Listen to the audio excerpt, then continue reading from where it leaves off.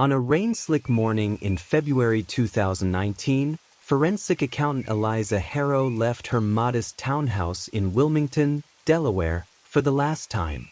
Her porch light blinked as she locked the door, her phone buzzed with a message she never read, and the thick leather folder she clutched, brimming with documents that could topple a corporation, was never recovered. 5 days later, her body was discovered submerged in the Christina River, her Honda Civic found abandoned near an underpass on the other side of town. The coroner ruled it a suicide. Her employer called it a tragedy. Her sister called it murder.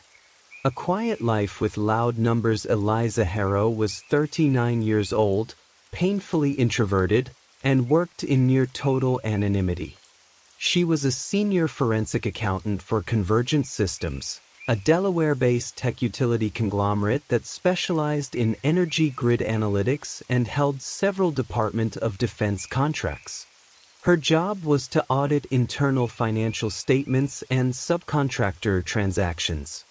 Her coworkers described her as polite but distant. She often stayed late in the office, had lunch at her desk, and rarely joined happy hours or team retreats. Her weekends were spent hiking, reading mystery novels, and completing Sudoku puzzles with mechanical precision.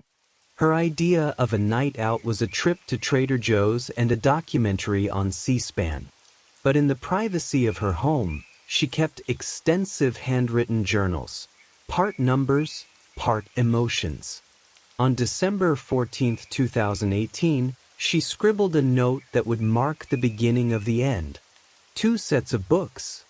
Discrepancy of $9.2 million.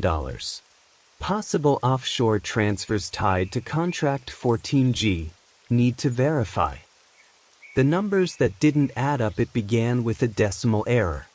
While reviewing quarterly reports for the Federal Grid Efficiency Initiative, Eliza noticed an unusually high expense listed under Logistics and Storage for a remote site in Nevada. A $700,000 allocation had been doubled in 2 different line items, recorded under 2 separate cost centers. Cross-referencing those numbers with shipping manifests and vendor invoices, she found several transactions routed through a foreign shell company, Iquitas Holdings, registered in the Cayman Islands. It appeared innocuous at first until she uncovered that Iquitas had no physical office, no employees, and no public record of business operations. She dug deeper. Another shell company in Belize. One in Cyprus. A maze of offshore entities, all tracing back to the same internal billing system. And the person who had signed off on each of these authorizations? Lawrence T. Morano, Chief Operations Officer of Convergent Systems. A cry across silence. Eliza didn't go to HR. She didn't go to legal. She went to her younger sister, Marin, a journalist for the Philadelphia Gazette who covered politics and corporate malfeasance. The sisters had grown apart after the death of their mother. Eliza had buried herself in work. Marin had turned to protest reporting and immersion journalism. Why now? Marin asked when Eliza appeared at her apartment unannounced one cold Sunday evening. Because I'm scared and I don't know who else to trust. They talked for hours. Eliza showed her spreadsheets, transaction logs, wire confirmations. She didn't have everything yet, but what she did have suggested that Convergent had been embezzling federal funds for at least 6 years. I'm going to blow the whistle, Eliza said. But if I don't make it, this flash drive is yours. Marin didn't want to believe she was serious. The last days in the days leading up to her death, Eliza's behavior changed subtly. She stopped going to work early. She encrypted her home Wi-Fi. She removed her LinkedIn page. But she also seemed more resolved. She reached out to a federal whistleblower hotline. According to phone records, she placed 3 calls. 2 were disconnected after a few seconds. The third lasted 10 minutes.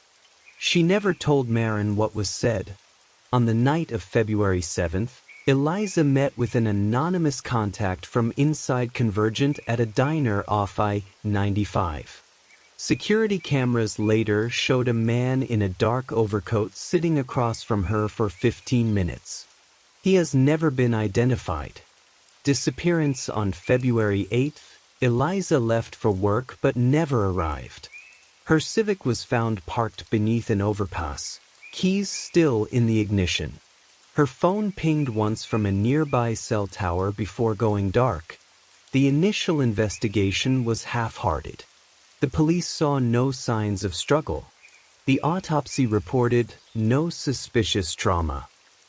Toxicology showed low levels of zolpidem. The death was ruled a suicide. Marin refused to accept it. She retrieved the flash drive. It was password protected. The clue?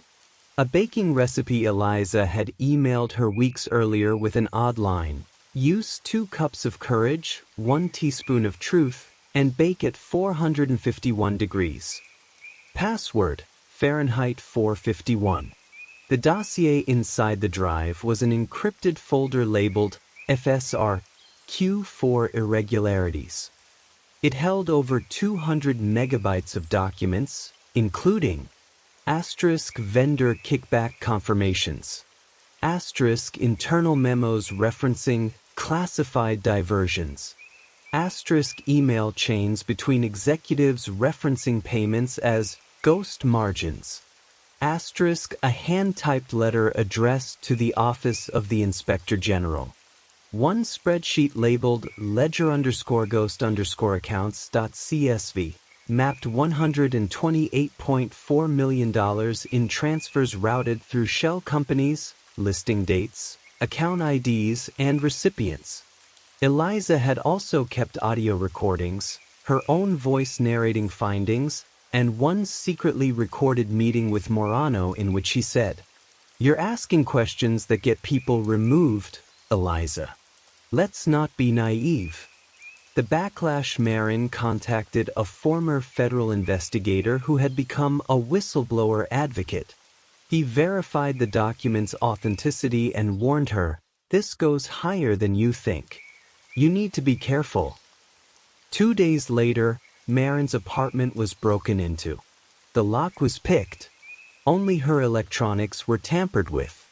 Her phone began receiving strange messages. "You don't know what you're doing." "She chose her fate. You can too." Marin filed a police report. Nothing came of it. Telling the world, Marin turned to the Crime Ledger, a hard-hitting investigative podcast. Host and journalist Ezra Bloom agreed to a multi-part exposé on Eliza's story.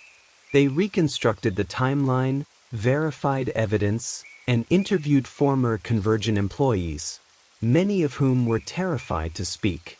The podcast went viral. Hashtags trended. A senator from Delaware demanded a federal inquiry. The FBI launched an investigation. More whistleblowers came forward. The system cracks. On October 3, 2020, Lawrence Morano was indicted for wire fraud, obstruction of justice, and conspiracy. 2 other executives were charged. Convergent lost all federal contracts. An internal audit revealed over $200 million in misappropriated funds. A joint Senate hearing referenced Eliza by name. "Her courage," said one senator, "was quiet, but it may have been the loudest act of integrity in a decade." Her name in the ledger. A year later, a whistleblower protection reform bill passed Congress. It was nicknamed the Harrow Amendment. Marin published a book titled The Accountant's Silence. It became a bestseller. The dedication read, "For Eliza, who never raised her voice, but still shook the walls." They tried to drown her in numbers, erase her name in red ink, and call it silence. But in the end, the quietest person uncovered the loudest crime. And her story, her truth, now lives in every ledger that dares to hide a lie.